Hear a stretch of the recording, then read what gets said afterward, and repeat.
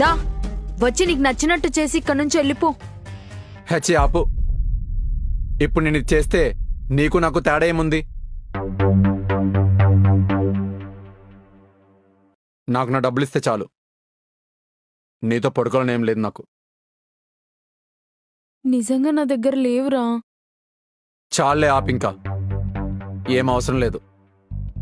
ఇక నుంచైనా ఎవరి జీవితాలతోనూ ఆడుకోకుండా ఉంటే చాలు.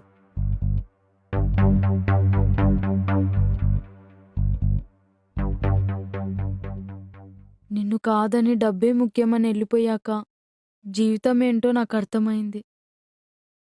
అప్పటినుంచి ఏడవని రోజంటూ లేదు.